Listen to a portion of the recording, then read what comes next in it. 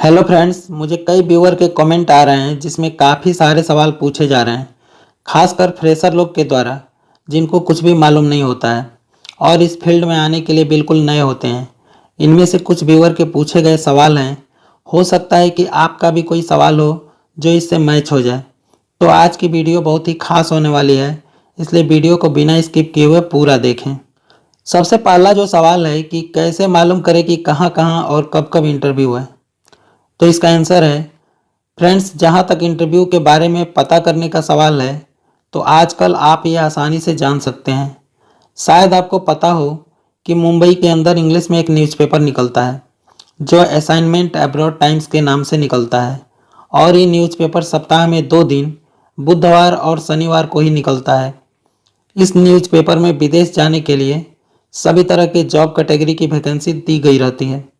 इसे देखकर आप आसानी से इंटरव्यू के पहले ही पता लगा सकते हैं कि आपका जो ट्रेड है उसका इंटरव्यू कब, कहां और किस ऑफिस में है, और आप आसानी से उस डेट में जाकर इंटरव्यू दे सकते हैं।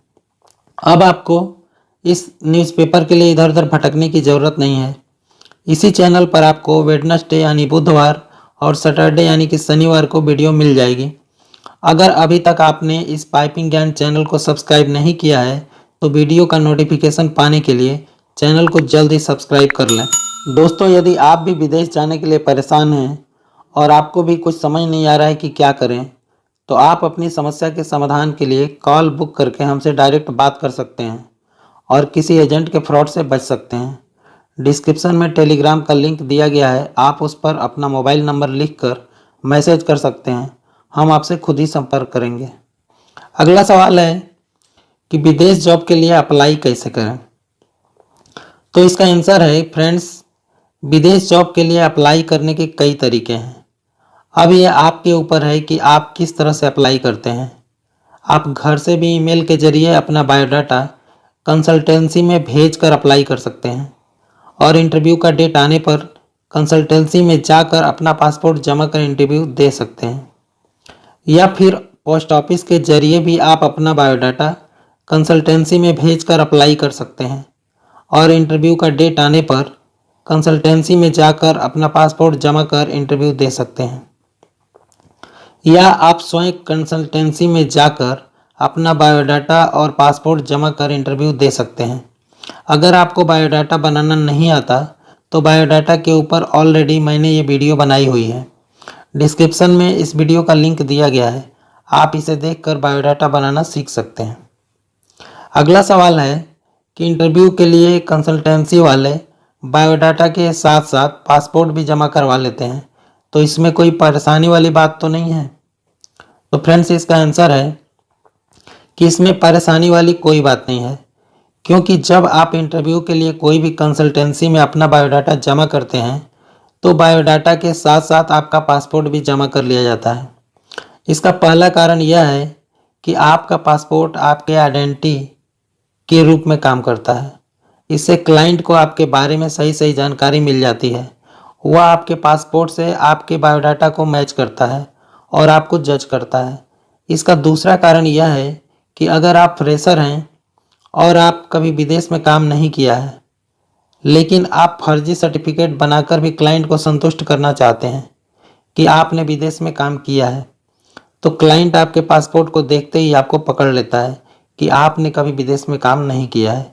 क्योंकि अगर आपने विदेश में काम किया होता तो विदेश जाते समय एयरपोर्ट पर इमिग्रेशन डिपार्टमेंट की तरफ से पासपोर्ट पर जो एंट्री और एग्जिट का स्टाम्प लगता है, वो स्टाम्प आपके पासपोर्ट पर भी 100% होता है। इसका तीसरा कारण यह है कि कई बार ऐसा होता है कि एक ही ट्रेड के वांट अलग अलग कंसल्टेंसी में निकला रहता है और इंटरव्यू का डेट भी अलग अलग रहता है। तो कई लोग अपने फ़ायदे के लिए सोचते हैं कि चलो सभी जगह इंटरव्यू देकर ट्राई करते हैं, कहीं ना कहीं तो सिलेक्शन हो ही जाएगा। इसी चक्कर में अपने बायोडाटा की 3-4 फोटोकॉपी निकाल कर 3-4 कंसल्टेंसी में जमा कर देते हैं।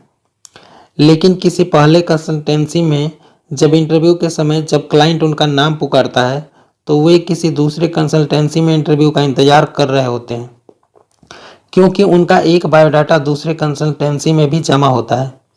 इससे पहले कंसल्टेंसी वाले को क्लाइंट के सामने लज्जित होना पड़ता है, क्योंकि इंटरव्यू देने वाला व्यक्ति गायब रहता है। इससे कंसल्टेंसी का नाम भी खराब होता है। इसके चलते ही कंसल्टेंसी वाले बायोडाटा के साथ साथ पासपोर्ट भी जमा करा लेते हैं कि आप कहीं दूसरे कंसल्टेंसी में जाकर इंटरव्यू न देने पाएं। अगला सवाल है कि कई बार कंसल्टेंसी वाले पासपोर्ट को रखकर लंबा इंतज़ार करवाते हैं और पासपोर्ट देते भी नहीं, तो क्या करें? तो फ्रेंड्स, इसका आंसर ये है कि एक बात आपको याद रखनी चाहिए कि किसी भी कंसल्टेंसी में इंटरव्यू देने के लिए जब आप अपना बायोडाटा और पासपोर्ट जमा करते हैं, तो वो पासपोर्ट तब तक आपको नहीं मिलेगा जब तक कि इंटरव्यू हो ना जाए। और जब आपका क्लाइंट इंटरव्यू हो जाता है, तो क्लाइंट के सामने ही आपको पता चल जाता है कि आपका सिलेक्शन हो गया है या नहीं। अगर आपका सिलेक्शन हो गया है, तो उसी समय क्लाइंट से आप अपने सैलरी और खाने पीने और मेडिकल की सुविधा के बारे में बात कर लीजिए। अगर आपको सब कुछ ठीक लगता है और आप उस काम में आप विदेश जाने के लिए तैयार हैं, तो फिर कंसल्टेंसी वाले आपका पासपोर्ट रख लेते हैं और वीज़ा के आने तक आपसे इंतज़ार करवाते हैं। लेकिन फ्रेंड्स, यहाँ ध्यान देने वाली बात यह है कि अगर आपका सिलेक्शन नहीं हुआ है, तो आप क्या करेंगे? तो अगर आपका सिलेक्शन नहीं हुआ है, तो आप कंसल्टेंसी वाले से बायोडाटा छोड़कर अपना पासपोर्ट तुरंत ले सकते हैं।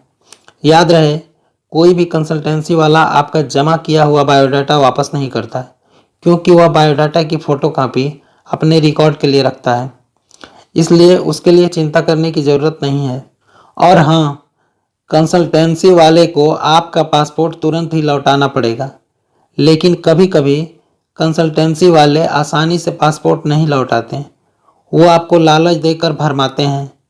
लेकिन यदि कंसल्टेंसी वाले ने ये कहकर आपका पासपोर्ट रख लिया कि 2-3 दिनों के बाद इंटरव्यू है, उसमें आपका सिलेक्शन हो जाएगा, तो उसके झांसे में मत आएं, क्योंकि इस समय आपने अपना पासपोर्ट नहीं लिया, तो फिर कंसल्टेंसी वाला आजकल कहकर आपको किसी दूसरे वांट के लिए टालता रहेगा और उसका समय बढ़ता ही जाएगा।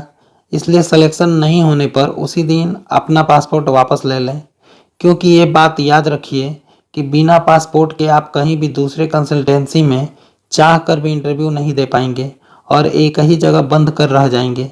इसलिए आप अपना पासपोर्ट छोड़ने की गलती भूल कर भी मत कीजिएगा। अगला सवाल है कि सर, कैसे पता करें कि कौन सा ऑफिस अच्छा है और कौन सा फ्रॉड है?